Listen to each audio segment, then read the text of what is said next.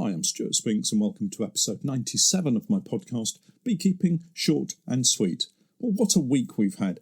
We've had all 4 seasons in one day. Rain, winds, sunshine, hail, snow, and not forgetting Storm Ciara for our bees to contend with. Listen in to hear how my bees survived, and also to come the latest workshop update and yet another storm to contend with.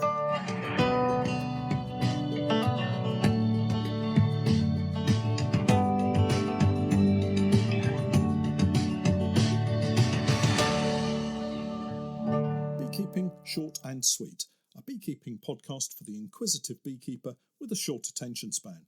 A beekeeper, in fact, just like me. Blimey, well, what a week. At least we were forewarned, and despite all the fuss, nothing quite so dramatic here for us as compared to other parts of the country and certainly other places around the world, so we were pretty lucky, really. Looking back at the week, the big news was the impending arrival of Storm Ciara. We seem to have become accustomed to naming our storms now, and Ciara arrived on schedule with some torrential downpours and gale-force winds. I looked out into the back garden to see a fairly calm scene, as I'd done something I'd never really done before, and that was to prepare for the worst.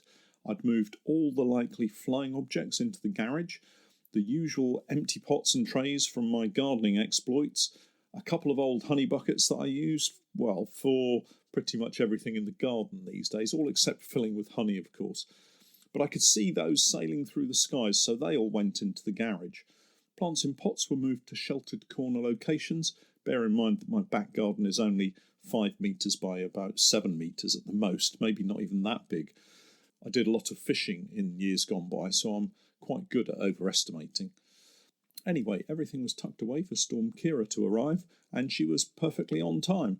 We didn't get as much rain as I was expecting, but it was very, very windy. My mind turned to the apiary sites I have and thinking which trees were in imminent danger of falling over, and there are quite a few. At the alpaca farm, there's a huge oak tree on the outside track that borders the farm, and that came down about 2 years ago. Chris at the alpaca farm had a tree surgeon cut down the bulk of it that had fallen into their property, but the huge trunk ended up across a public bridleway, and it's still there. It stops me from driving up to the apiary from the back lane. Not a huge problem, as it's always nice to say hello to the folks at the alpacas, but there are several other ancient trees that line that track that could easily have taken a battering this week. I did message Emma, the owner of the alpaca farm, to see if they could check on the bees for me, because this is the Honeypaw Langstroth polyhive apiary from a couple of seasons ago, and I was worried the polyhives might have taken a tumble. I needn't have worried, as everything was secure and the hives were all firmly strapped down. It's the only apiary where there's someone on site 24/7, so I needed to get round all the other apiaries as soon as possible to put my mind at rest. The bluebell apiary was my first stop, and beekeeper incompetence had once again intervened to cause one minor issue.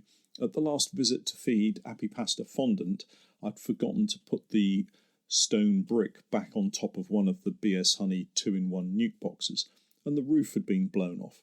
Of course, the next step is trying to find the roof. It's only a small rectangle of polystyrene, and they can travel quite a long way in a good storm. The bluebell apiary, although set out on concrete plinths and a nice wood chip floor, is surrounded by long grasses, hedgerows and trees.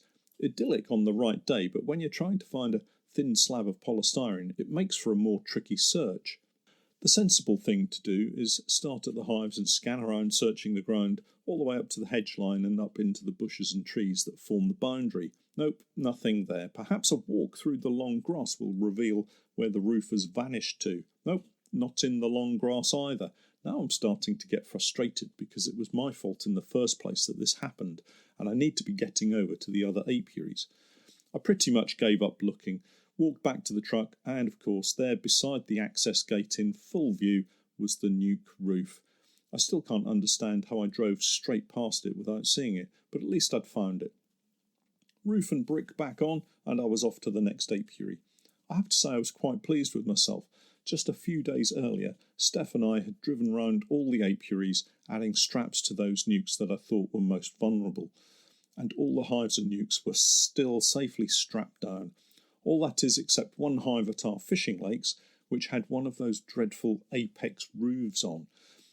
It's one of the 14 by 12 hives that I acquired late last year, and it has a small amount of overhang around the edge of the roof, which was now sitting in the brambles at the side of the apiary. But that was all, really. No trees down, no hives blown over, and no nukes floating away in floodwaters. I have to say, I'm really quite pleased with myself. It appears we have another storm coming at the weekend. This one is called Dennis, but I'm confident we're strapped down and as safe as we can be, so I'm not too worried. I am sorry for all those beekeepers out there who've had much worse conditions that I've had to face this week, and I wish you well in setting things straight. Just be safe and look after yourselves. On Tuesday, I had to send out some bulk beeswax and chose the exact moment to go out just as it started to rain heavily. That turned into hail, and by the time I got to the delivery depot to drop off the parcels, it was snowing. I sat in the truck and watched. I have to say I watched with a smile on my face, but watched until it had stopped and the sun came out again, all in about 10 minutes. All seasons, not so much in one day, but rather 30 minutes. Well, that's weather in the UK for you, I guess. I did check on food stores while I was out, and the vast majority of bees are getting through their fondant fairly quickly. It will be weekly checks on them from now on through to spring, just to make sure we don't leave any without food. When I say weekly checks, it's not weekly inspections. I just lift the roof off and see what fondant they have. It's way too early to even think about looking at bees. And that's just as well, because there's still so much to get through at the workshop. I've pretty much given up on the idea of making my own foundation this year. I just can't see where I'm going to get the time. That said, Pete's still keen. He's got me heading out at some point to buy a mangle for him, and he's not the type to do his own washing, so it's not for his smalls. The idea is that we make sheets of plain wax and sandwich it between the moulds before squeezing it through the rollers in the mangle. But I just can't see where we're going to have the time. We've got heaps of boxes still to frame and wax with bought foundation. That should be arriving from Maysmore Beekeeping Supplies today. We're still boiling frames and rendering wax. We have the Honeypore Polly Langstroth project to get underway next week, and that's critical because the lads are over to help paint, so I can't delay that. I just can't see where we have the time.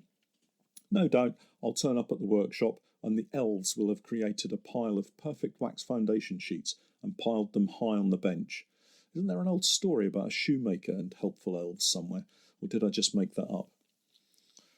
Moving swiftly on, I think we have the solution to the pollination hive stands problem. You may remember I was worried that putting our hives on a single pallet in the margins of fields of oilseed rape tended to contribute to the general poor condition of some of them, and we were trying to figure out how we could improve on that. Well, Pete, bless him, created a new set of legs, dubbed the Taylor Improved Trestle Stand. It could also be Pete's Improved Trestle Stand. Either way, the acronym works very nicely. But I've just got to buy in a load of timber and we can get going into production. But again, it's another job that needs to be sorted sooner rather than later. If we do finally give it the thumbs up, you'll be first to hear about it, and we'll post pictures to the Patreon page as well as the usual social media locations. Okay, I just got distracted. Good old Google. The Elves and the Shoemaker is the fairy tale by the Brothers Grimm. So, pleased to say I'm not going crazy. Funny the things you remember from your childhood. There ought to be a story about a beekeeper and the elves. Maybe we can set Pete on that one. I've got foundation arriving at the workshop today, along with some additional poly boxes to go with the existing Maysmore poly hives I have. I just needed to get enough additional stock for those hives before committing totally to the Honeypore Langstroth hives. On another note, there seems to be a demand for 14 by 12 nukes this winter, so fairly typically I'm making some up this year for next winter, when no doubt the market for 14 by 12s will fall through the floor. Not having a great deal of 14 by 12 kit, I've added a few 14 by 12 boxes which fit on the same floors as the commercial and national Maysmore poly hives. But of course I've just realised that I don't have any frames for them though, so that will be a spring sale purchase when Bee Tradex comes around. Oh, and I'll need wax for them too. It's just too easy to spend money on this beekeeping lark. Having stepped away from completing the podcast for various distracting reasons, I thought I'd give Maysmore a quick call to make sure everything was on track for the delivery of foundation. bad news, I'm afraid. Due to the weekend trade show that they're attending, picking and packing my order won't happen for at least another week and possibly 2. Lucky I have a few other jobs to be getting on with, eh? On that point, if you do think you're going to need some equipment, maybe a few more frames, or like me, more wax, do make sure you get it ordered early enough. Wanting or needing to make up frames and add foundation urgently, only to find it's out of stock or the suppliers are simply too busy to get it out to you quickly, can send the beekeeping stress levels through the roof. Get it ordered nice and early so it's on hand when you need it. Next week is a big week for me at the workshop. We're putting the finishing touches to the top bar hive. We've got entrance discs to fit and making up as many brood boxes with what little foundation I have in order to make some space to set up the workbench and start filming our new series of videos for the honeypaw Langstroth polyhives. The aim next week is to make boxes and get them painted. The team are all ready to go. I've bought the extra paint and brushes, so I think I'm actually prepared to get stuck into the new build. Finally, just a reminder that we do have another storm heading our way this weekend, Storm Dennis, so if you're in the UK, please be safe and stay in the warm. Maybe watch or re-watch a few of my videos to get you in the mood for a fast start this spring. Well, that's it for this week.